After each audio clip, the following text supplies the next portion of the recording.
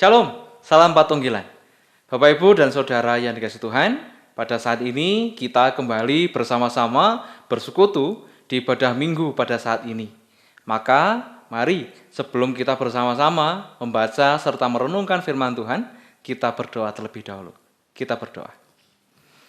Tuhan Allah Bapa kami yang baik, sungguh bersyukur atas setiap hari yang baik yang telah Tuhan berikan kepada kami. Pada saat ini ya Bapa, kami bersama-sama memuji mempermuliakan nama-Mu dan juga akan membaca serta merenungkan sabda-Mu. Tuntun sertai kami agar kami mampu untuk memahami maksud firman-Mu serta dapat kami lakukan di dalam kehidupan kami. Bersabdalah ya Tuhan, kami siap untuk mendengarkan. Amin. Jemaat yang dikasihi Tuhan, pada saat ini bacaan kita diambil dari Injil Lukas pasal yang ke-24 ayat 13 sampai 35. Panjenengan dipersilahkan untuk membacanya terlebih dahulu dari ayat 13 sampai 35. Pada saat ini kita akan bersama-sama membaca secara khusus ayat Nats yang akan saya baca diambil dari ayat yang ke-30 sampai 32 yang berbunyi demikian. Waktu ia duduk makan dengan mereka, ia mengambil roti, mengucap berkat, lalu memecah-mecahkannya dan memberikannya kepada mereka. Ketika itu terbukalah mata mereka, dan mereka pun mengenal dia. Tetapi ia lenyap dari tengah-tengah mereka. Kata mereka seorang kepada yang lain, bukankah hati kita berkobar-kobar ketika ia berbicara dengan kita di tengah jalan dan ketika ia menerangkan kitab suci kepada kita? Amin. Demikianlah bunyi firman Tuhan. Berbahagialah kita semua yang senantiasa membaca firman Tuhan, merenungkannya dan terlebih lagi mau menjadi saksi Kristus dimanapun kita berada. Tuhan memberkati. Amin. Jemaat yang dikasihi Tuhan, tema khotbah pada saat ini mengambil judul Hidup dalam Mata Iman yang Terbuka. Mata merupakan salah satu panca indera kita yang memiliki peran yang sangat penting. Jika kesehatan mata kita terganggu dan bahkan sampai menyebabkan kita tidak dapat melihat, maka segala aktivitas kita pun juga akan terganggu. Seperti halnya kita menjadi kurang jeli atau awas, tidak bisa membaca tulisan dengan jelas, tidak bisa bepergian sendiri, menggunakan sepeda motor atau mobil dan sebagainya. Nah, Bapak, Ibu, dan Saudara yang terkasih, terhalangnya pandangan mata bukan saja bisa dialami oleh mata secara fisik, tetapi juga bisa dialami oleh mata batin kita, mata spiritual kita. Bisa saja seseorang sudah terlibat aktif dalam pelayanan di gereja, aktif beribadah, tetapi mata hatinya, mata batinnya masih gelap dan tertutup. Hal ini disebabkan karena ia memiliki fokus yang keliru atau salah. Pandangannya salah dalam memandang sesuatu.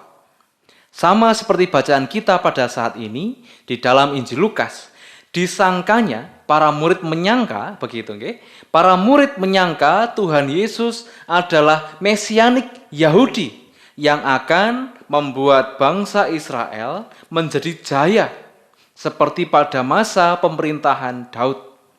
Pemikiran dan pengertian mereka tertutup oleh keyakinan diri mereka sendiri, sehingga karya Allah di dalam Kristus tidak mampu mereka lihat, tidak mampu mereka percaya, dan kemudian mengalami pembaruan di hidupnya.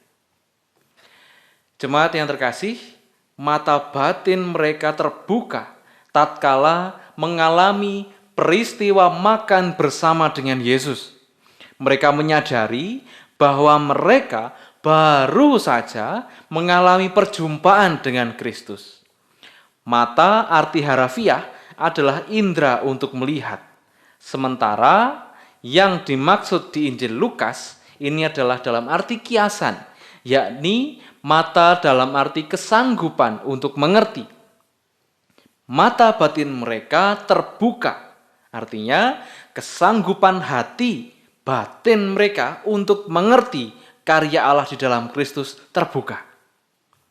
Penerangan batin atau pencerahan iman dialami oleh mereka. Dan mereka pun menceritakan kepada ke-11 murid yang lain. Bapak, Ibu, dan Saudara yang dikasihi Tuhan, kalau kita jujur, perjalanan kehidupan kita seringkali diwarnai dengan berbagai macam kekecewaan batin yang sebenarnya berasal dari gambaran yang keliru mengenai apa dan siapa tumpuan harapan hidup kita. Misalnya, ada yang menjadikan kekayaan dunia ini sebagai tumpuan satu-satunya dalam kehidupan. Akibatnya apa? Akibatnya ketika kekayaan itu pergi dari hidupnya, ia menjadi orang yang merana, kecewa sepanjang hidupnya. Karena harus hidup dalam keadaan kekurangan, hidup dalam kemiskinan, dan seakan-akan menganggap Tuhan tidak ada. Orang menjadi tidak tahan berhadapan dengan penderitaan dan kesulitan karena ada sesuatu yang keliru tentang siapa tumpuan dan harapan hidupnya. Harta itu menutupi mata batinnya sehingga ia tidak dapat melihat kebenaran itu sendiri. Lalu, apa dan siapa tumpuan hidup kita sebagai pengikut Kristus? Ya tentu saja satu-satunya tumpuan pengharapan kita adalah pada Tuhan Yesus Kristus. Iman kepada Kristus yang bangkit adalah satu hal yang sangat berharga. Lebih berharga dari emas, perak, ataupun harta yang lain di dunia ini. Keputusasaan yang tak berkesudahan, kekecewaan yang tidak pernah hilang, jiwa yang merana, yang tak kunjung mereda, kebencian yang tak kunjung padam, kegamangan yang berlarut-larut merupakan penyakit yang bisa merabunkan mata rohani kita. Sebagai pengikut Kristus, panggilan kita adalah hidup di dalam kasih Allah dan menjadi saksi hidup atas kebenaran Allah. Mari jemaat yang terkasih, kita terus beriman kepada Kristus yang bangkit. Ia yang meneguhkan hati kita di saat topan melanda, meneduhkan batin kita di saat angin bergelora, menguatkan kita di saat penderitaan datang menimpa kehidupan kita. Oleh karena itu, milikilah hati yang terbuka di hadapan Tuhan.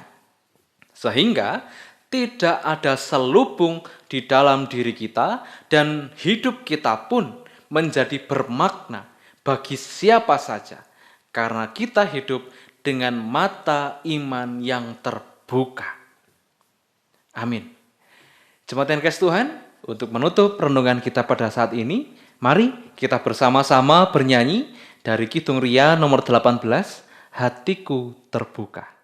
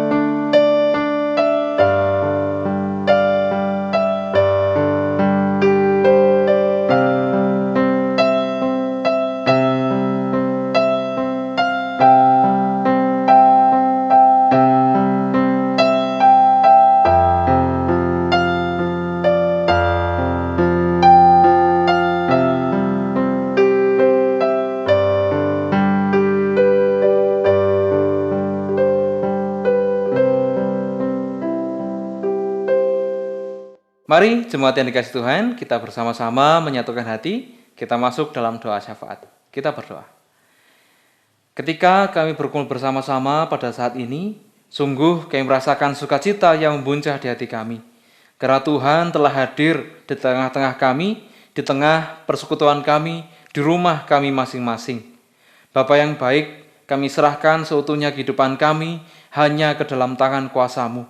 Kiranya Engkau sendirilah ya Bapa yang senantiasa menyertai kami, menuntun kami, memberkati kami di sepanjang kehidupan kami. Bapa, kami serahkan seutuhnya kehidupan kami.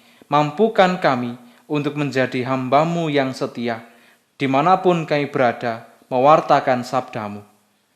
Bapa, pada saat ini pun kami juga bersama-sama berdoa untuk kondisi bangsa dan negara kami yang tengah mengalami pandemi virus COVID-19. Kami serahkan seutuhnya setiap usaha pemerintah dan juga setiap tim medis yang terlibat. Kiranya Tuhan sendirilah yang senantiasa memberikan kekuatan, kesehatan, kebijaksanaan, sehingga kami semua ya Bapa dapat benar-benar mampu untuk menang atas virus corona ini. Bapa yang baik, pada saat ini pun kami juga berdoa untuk setiap umat Tuhan, dimanapun mereka berada, yang pada saat ini pula tengah melawan penyebaran virus COVID-19 ini, dan secara khusus di GKJW Jemaat Wonosalam ini. Kiranya Tuhan sendirilah yang hadir di setiap keluarga, di setiap hati umat Tuhan, dimanapun mereka berada.